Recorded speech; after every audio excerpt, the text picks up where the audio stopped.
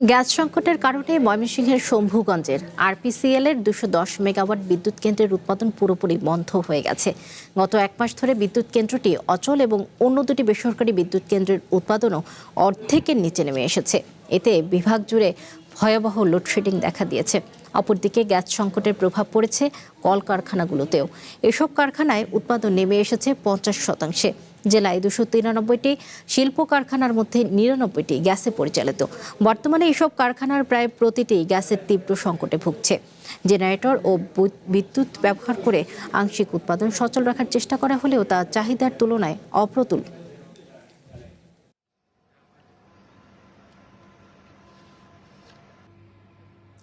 নগদ নিয়ে এলো হার না মানা হার অফার।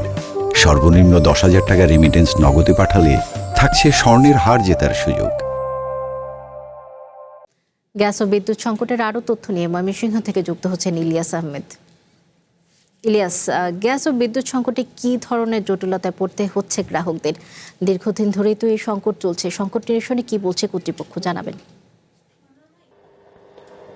সংকট নিরসনে কর্তৃপক্ষ বারবার আশ্বাস দিলেও আমরা দেখেছি বাস্তবে কিন্তু কিছুই হচ্ছে না, যার কারণে গ্রাহক পর্যায়ে যে ভোগান্তি সেটি কিন্তু চরম পর্যায়ে পৌঁছেছে। অর্থাৎ গত সপ্তাহ ধরে কিন্তু আমরা দেখেছি ময়মনসিংহ বিভাগে একেবারেই গ্যাস এবং বিদ্যুতের যে চরম সংকটের কারণে কিন্তু ভোগান্তি বেড়েছে। অর্থাৎ যদি বলি যে ময়মনসিংহের প্রায় ৩ শতাধিক কলকারখানা রয়েছে। অর্থাৎ গ্যাস সংকটের কারণে অনেক কারখানা ইতিমধ্যেই ছুটি ঘোষণা করা হয়েছে। অর্থাৎ তারা যেভাবে কারখানা পরিচালনা করতেন সেটি কিন্তু তারা পাচ্ছেন না, যার কারণে উৎপাদন ব্যাহত হচ্ছে।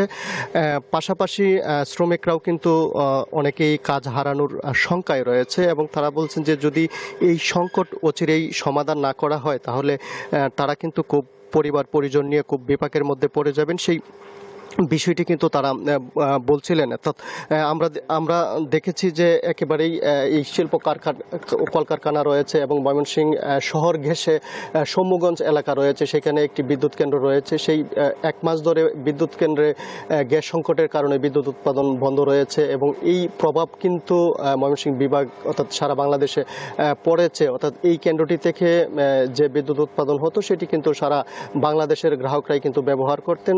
পাশাপাশি এই যে সমস্যা সেটি কিন্তু কোনোভাবেই সমস্যা শেষ হচ্ছে না এবং সমস্যা প্রতিনিয়ত বেড়েই চলেছে।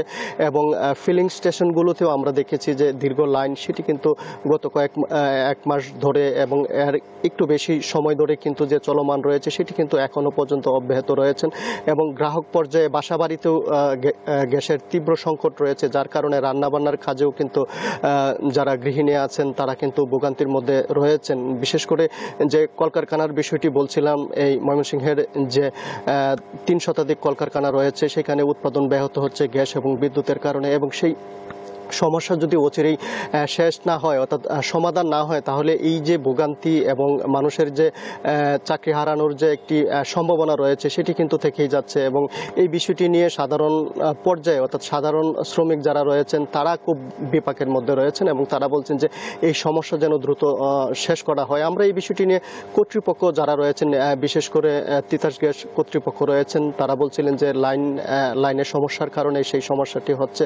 এখন আবার তারা বলছেন যে বাংলাদেশে যে পরিমাণ গ্যাস রয়েছে সেটি তুলনামূলক অনেকটাই কম। অর্থাৎ জাতীয় পর্যায়ে যদি সমস্যার সমাধান না হয় তাহলে এই যে সংকট সেটি কিন্তু কোনোভাবেই কমবে না, সেই বিষয়টি তারা বলছিলেন। বিদ্যুৎ বিভাগের সঙ্গেও আমরা কথা বলেছিলাম। অর্থাৎ বাংলাদেশ বিদ্যুৎ উন্নয়ন বোর্ড ময়মনসিংহের যে চাহিদা রয়েছে ১১০০ থেকে ১৩৫০ মেগাওয়াট পর্যন্ত, অর্থাৎ সেখানে কিন্তু ১০০০ মেগাওয়াট পর্যন্ত বিদ্যুৎ সরবরাহ করা হচ্ছে। পল্লী বিদ্যুতেরও কিন্তু একই অবস্থা, অর্ধেক চাহিদার তুলনায় অর্ধেক এখানে সরবরাহ করা হচ্ছে, যার কারণে ঘন ঘন লোডশেডিং হচ্ছে। মানুষের ভোগান্তি সেটি কিন্তু চরম পর্যায়ে পৌঁছেছে।